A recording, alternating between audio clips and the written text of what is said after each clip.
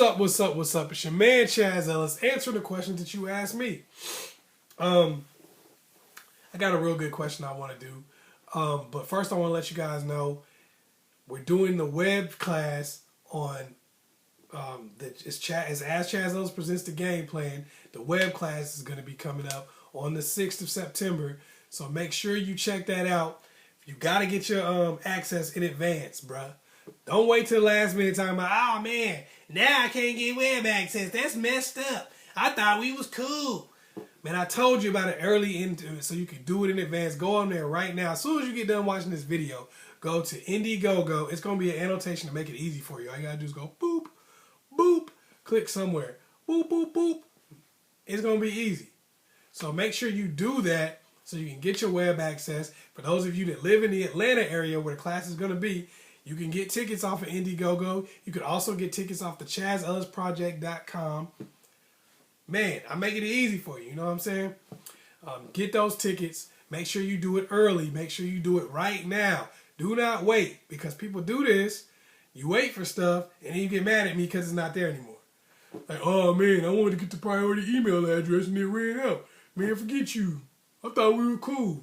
Don't blame me when I told you, okay? So go click the annotation. It's Ask Chazzellis Presents the Game Plan on Indiegogo. Also, if you don't really want anything, but you just want to keep me going, keep the Chaz Ellis Project going, keep Ask Chaz Ellis going, you can just make a donation. See? That easy. Boom. Anyway, I had a good question. Somebody was like, I think I'm dating a loser. You know, how can I tell? Good question, because a lot of people try to tell whether somebody's a loser by where they are in life at that particular time. And that's not necessarily a good indicator, because some people really got a couple breaks that got them somewhere, but as soon as a hard time hits, they get down and they stay down. You can't know that until you see somebody go through something. So there's certain things about a person though that tell you, you know, whether or not they're the kind of person that when something hits them, they're gonna stay down and just never get back up. Also, it tells you whether you're dealing with the type of person who, if they are down, that's not going to last forever. It may last for a while, and you might not be able to ride out the storm, but it ain't going to last forever. So anyway, we're going to get right into it. There are 5 signs. There's more than 5 signs. Some of y'all can put some signs at the bottom here, and it might be a part 2 come on this video sometime. I don't know. But anyway, here are 5 major signs that you are dealing with somebody who is a loser. And it's not just guys that are losers. There's girls losers too. Losers come in all sexes, all races, all shapes and sizes. Anyway, number 1, losers have dreams but no goals or plans. When you're dealing with somebody that's a loser, they generally have all kinds of crazy dreams and things, aspirations, things they want to do in life. I want to be the greatest rapper alive. I want to be a designer, and I want to be like the biggest fashion designer, and I want to just design clothes. I want to be like Chanel or Fendi, or I want to be, you know, making all kinds of stuff, and it's going to be great. You got people just all kinds of, man, I want to have the greatest business ever. You know what I'm saying? Yo, I can hoop better than LeBron, my nigga. Bowling, you know, that kind of person, right? And you're like, oh, that's cool. But when you start asking them like what their short-term goals are, they just draw a blank. What? Huh? What I'm saying is, like, how are you going to do that? Like, what's your plan? Huh? Plan? Nigga, I told you, dog, I'm nice. I'm LeBron. My jumper wet, my nigga. What you talking about? Okay. How you gonna make it in this rap career? Bruh, I'm JC up in this thing. You know what I'm saying? I mean, I just gave you a sample of it, you know what I'm saying? So I'm gonna get signed. That's just flat out. That's gonna happen. You know, nigga gonna get shine, my nigga. You know, that's how some people think. You know, they don't have a plan. They have a dream. They don't have a goal. They have a dream. This is what I want to do. And they don't follow it up with plans. It's cool to have a dream in the beginning, but you got to have plans to make that happen, to make it happen, to make your dream come true. And one of the major things I say about dreams is some people use their dreams to create their reality. And some people use their dreams to run away from reality or to escape from reality. You know, and you can see a difference because when you start having goals and plans that go with those dreams, that's the difference. Anyway, number 2, they argue for their limitations. You started saying things like, "Oh snap, yeah, you wanna be a rapper? You know what? I know a dude that be doing mixtapes for people over here, and you probably should get hooked up with him." "Oh man, I would." You know what I'm saying? But you know what I'm saying? Whenever I go try to hook up with somebody about my mixtape and stuff, they be stealing your shit. You know what I'm saying? They be trying to steal my flows and stuff. And I don't like that. "Oh, okay, yeah, I get what you're saying. All right. Well, you know what? You should put some stuff up on YouTube." "I would put some stuff up on YouTube," you know what I'm saying? But the problem is, like, you know what I'm saying? Like, I don't really have, like, access to a camera like that. Feel me? You know what I'm saying? I would. Somebody telling you, "I want to go to college, man. I want to, you know, so I can be an engineer." "Oh, snap, man. You know what I'm saying? You should go to college. Why don't you go apply for some college?" "I would, but I don't have no money." "Well, why don't you try to get financial aid?" "You know what? I was finna go get financial aid, but I don't have a computer, so I couldn't file my FAFSA." "Oh, well, why don't you go to the library, bro? They don't got no library in your town?" "Yeah, they got a library, you don't see it, but it's like 3 blocks away." "Well, clearly you don't want to get into damn college if you don't want to go to a library 3 blocks away, you loser. Get out of here with that bull crap." They argue for their limitations, and what they're really arguing for is the right to continue to be a loser. You're never going to convince them that they can just do or achieve anything. They're going to always continue to have a new excuse because it's not really that they believe this and that and the other can't happen. It's they're arguing for the right to continue being a loser, but still have a dream that sets them apart from other losers. Here's what I mean. See, they argue for their limitations because they want to work. Say they work sweeping the floors. It's another dude that sweeps the floors right next to them. In their mind, they're an aspiring rapper. They're going to be a rapper. They're going to be the next Jay-Z. And this other guy is just a loser that sweeps the floors.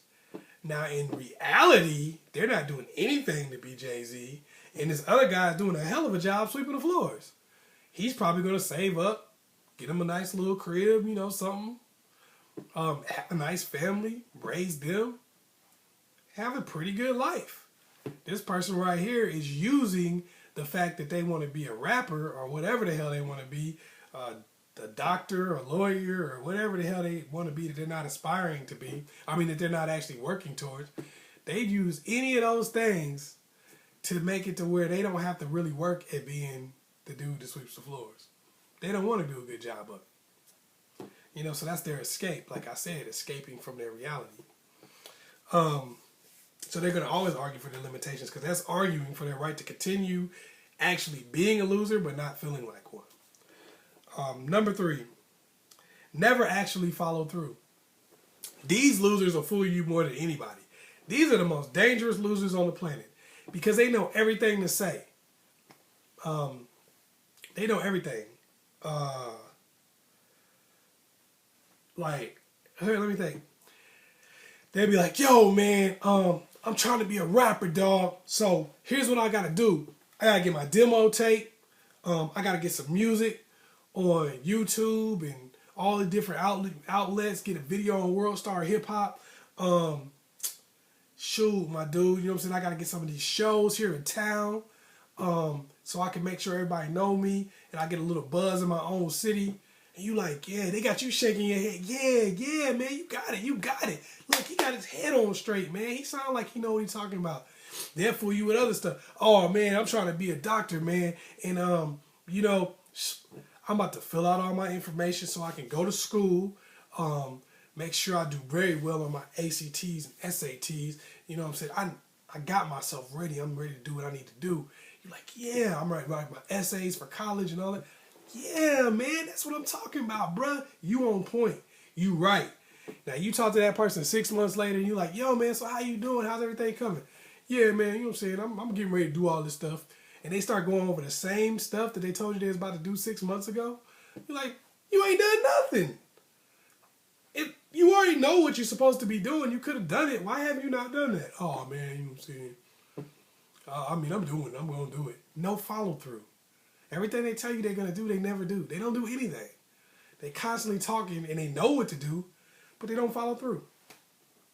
Number 4, and this is one that might piss some people off out here because this might be you. Discredit everyone else's success. I was talking to a guy, and he was like, yo, I'm going to be the greatest rapper, man. You know what I'm saying? Like, my bars is killing them, my nig. My bars, dog. I got them bars. I was like, oh, okay, that's what's up. He rapped for me. He was all right. And he was like, man, I got them bars, my nigga. I'm about to be the next Jay-Z. Then, like, probably a week later, I was talking to this dude. He was like, man, all these niggas is rapping in the Illuminati, man. Every last one of these dudes sold they soul in the Illuminati. She had to commit a blood sacrifice. They gay also. I was like, oh.